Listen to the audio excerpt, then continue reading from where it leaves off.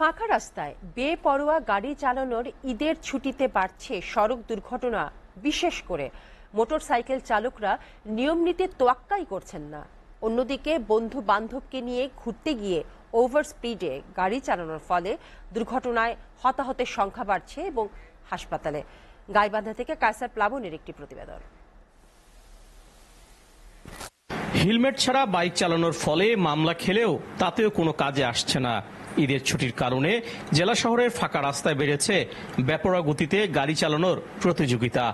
শহরের বিভিন্ন অলিগলি থেকে উঠতি বয়সী যুবকরা বেপরোয়াভাবে বিকট সাউন্ডে মোটরসাইকেল দাপিয়ে বেড়াচ্ছে।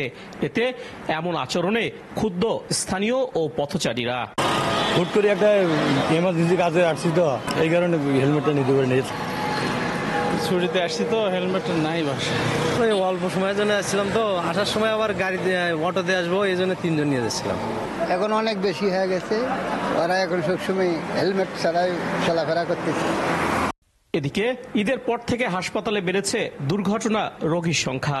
গত কয়েকদিনে 2 শতাধিক দুর্ঘটনায় আহত হয়েছে শতাধিক ও প্রাণহানি হয়েছে 6 জনের। আব্বার রাস্তার সাইড দিয়ে যাচ্ছিল, যাওয়ার সময় বাম সাইড থেকে ডান সাইডে হুন্ডা এসে আমার আব্বারে মাইরে দিচ্ছে। মাইরে দেওয়ার পরে এখানে ফেটে গেছে, হাতে ব্যথা পাইছে, পায়ে ব্যথা পাইছে। আমি আসতেছি, পরে আসতে গেলা এই পাকে আর রোড আছে, এই পাকতে আরেক গাড়ি আমাদের লাগাই দিছে।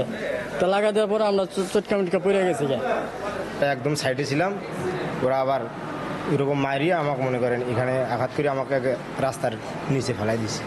সড়ক দুর্ঘটনার রোগীর সংখ্যা বাড়ার কথা জানান এই চিকিৎসক। জেলা সদর হাসপাতালে বেশিরভাগ রোগী দেখা যাচ্ছে যে অ্যাক্সিডেন্টের রোগী, যে পেশেন্টগুলো এগুলো আমাদের জরুরি বিভাগে আসে। ঢাকা রংপুর মহাসড়ক সহ জেলার বিভিন্ন জায়গায় অভিযান পরিচালনার কথা জানিয়েছেন পুলিশের এই কর্মকর্তা। উঠতি বয়সী ছেলেমেয়েরা যাতে বেপরোয়াভাবে চলতে না পারে, কোনো দুর্ঘটনার শিকার না হয়, এই জন্য সচেতনতামূলক কার্যক্রমের পাশাপাশি আমরা আইনগত ব্যবস্থা নিচ্ছি। এদিকে দুর্ঘটনা প্রতিরোধে জোর পদক্ষেপ নেওয়ার দাবি স্থানীয়দের। শুধু আইন শৃঙ্খলা বাহিনীকে দিয়ে এই সড়ক দুর্ঘটনা প্রতিরোধ করা সম্ভব নয়, এজন্য নিজেকে সচেতন থাকতে হবে।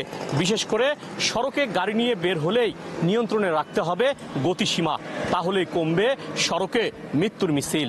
কায়সার প্লাবন, SA টিভি, গাইবান্ধা।